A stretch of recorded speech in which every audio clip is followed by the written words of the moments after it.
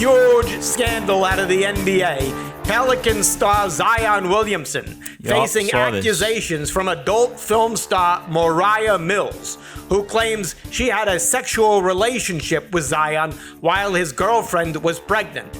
And now she is threatening to release a sex tape. And people, our colleagues in the media online, they're just getting carried away here, rushing to judgment as they always do. That's all they do. And Tony, we have to send a message here because we feel it's our journalistic duty, right? Absolutely. To refrain from making any judgments of any kind in this matter until we have closely reviewed all the evidence. Isn't that right?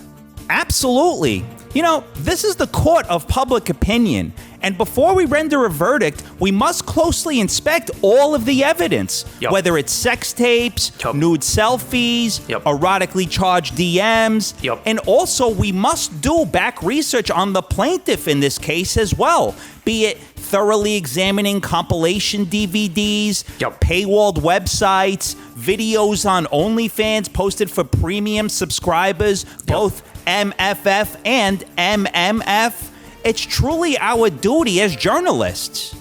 Terrific legal analysis, Tony. And another thing we just got to bring up here. I don't get why there are all these reports out there that the Pelicans are unhappy about this. To me, this is great for both Zion and the Pelicans. I mean, what do we always want to see out of athletes? Performance under pressure. And there is no greater pressure performance than when you're having sexual relations with an adult film star. Just take it from me and Tony, especially Tony. But, of course, for the record, we never, ever buckle under that pressure. Right, Tony? Nope, no chance. Well, now to another much less interesting story out of the NBA, the NBA draft, which the NBA media went and ruined by letting everybody and their brother know that Victor Wembanyama would be the number one pick. Now, Wembanyama is reportedly 7'5", following in a long line of extremely tall basketball stars like Yao Ming, Sean Bradley, Chet Holmgren, Greg Oden. So, Tony, tell me, what is your prediction for when Wembanyama will suffer a potentially career-ending injury? Well, based on his height, I initially had him projected to get injured in the Summer League. But given that he'll play for the Spurs, who rest players, I don't project him to suffer a devastating injury for at least 6 months, maybe 7. Terrific analysis there, Tony.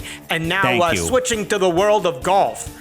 Legendary golfer Tom Watson is joining the chorus of players who are angry at the PGA Tour, and rightfully so, for merging, or whatever they're calling it, with the Live Tour. And, we totally agree with these players. 100%. It is totally shameful to see the PGA Tour get in bed with these Saudis, taking blood money from a country with such a terrible record on human rights. Isn't that right, Tony? It's shameful. I admittedly don't watch any golf, but now I'll make sure to watch even less golf. It's important for all of us as Americans and also as non-golf watchers to reject this horrible decision and boycott the PGA Tour and all its enterprises. So well said, Tony. And just before we move to our next topic, gotta get a quick word in here for our newest sponsor, Congo Airways, the only major airline with flights inside the Democratic Republic of the Congo. Do you want to put the adventure back in your life? Then hop aboard Congo Airways today. It'll be a trip you won't soon forget. Congo Airways. Wow, sign me up. I'm booking my ticket. Okay, now to finally address all the blowback from last week's show. We presented what has become, surprisingly, a controversial take. What we did was we pointed out what the other media outlets refused to do because they're too that's all chicken.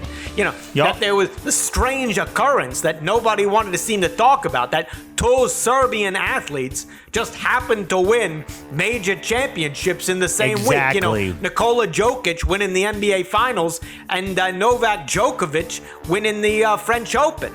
Now, we said, how could this random country just out of nowhere produce such dominant athletes, And, what we did was we pointed a direct line to Chernobyl, the nuclear accident from 40 years ago. You know, you had all that Makes sense. radiation spreading through the whole population and clearly giving them all super strength. All those gamma rays, absolutely. There you go. Now, you know, the people online, they said, hold on, well, Chernobyl is nowhere near Serbia. Check the map. Oh, really? We checked the map, people. It's barely 2 inches away.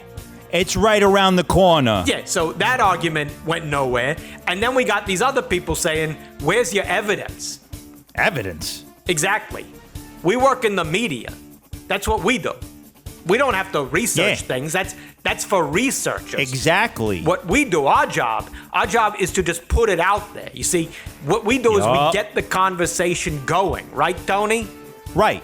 We're just putting it out there, starting the conversation. Yup, that's what we do. And, you know, we've got much more to say on this topic. So that's why right now we're going to introduce a new segment on this show called Just Putting It Out There. Just putting it out there. Okay, so first thing to just put out there, you know, people out there, they say nuclear accidents don't lead to athletic dominance. Well, really? That there's no connection there. Well, what about Japan 2011, that nuclear meltdown that happened? Well, guess who won the Women's Soccer World Cup that very same year? You guessed it, Japan. Just putting it out there.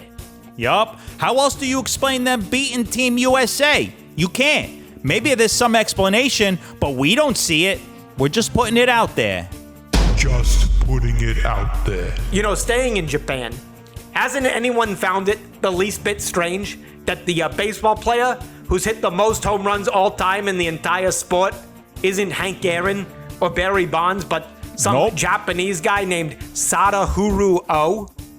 Well, I guess it's not strange if you realize that this Sadahuru Oh was 5 years old when we dropped 2 nuclear bombs on Japan, right, Tony? Yup. And it wasn't long after that till Sadahuru Oh started hitting bombs. So there, you can see the connection and how it's very possible that those 2 bombs led to 800 bombs. Again, just putting it out there. Just putting it out there. You know, another thing to put out there, Tony, you know, back in 1979, you know, we all remember 3 Mile Island, right? The nuclear meltdown that happened right here in Pennsylvania. Well, guess who won the World Series that same year? The Pittsburgh Pirates. Yep. And guess who won the World Series the next year? That's Philadelphia the Phillies. And guess who won the Super Bowl in back-to-back years, 79 and 80? The Steelers. The Steelers. So it doesn't stop there. In 1980, the Eagles, 76ers, and Flyers all made it to the championship game. But unfortunately, clearly, there apparently was not enough nuclear radiation to get them over the hump. Gamma. You know, some might say that was due to coaching, strategy, could be coaching or radiation, you know, who knows. But, you know, just putting it out there, right, Tony? Absolutely terrific points there. And that concludes our segment, Just Putting It Out There. Just putting it out there. You know, Tony, just one more thing to note here. You know, our parents were actually on vacation right next to 3 Mile Island when it all went down. They were visiting one of our relatives who worked at the plant. And, you know, we wound up being born right around there. So look at us now. Number 1 in the business, 23 years and counting. You got to think there's a connection there.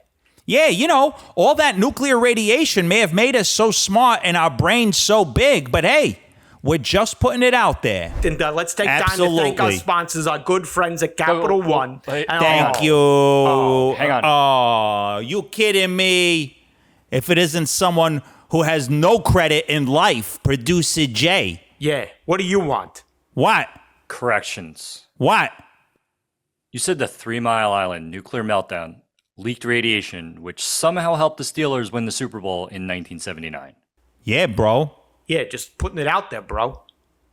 Well, the Super Bowl was in January, and the meltdown happened in March.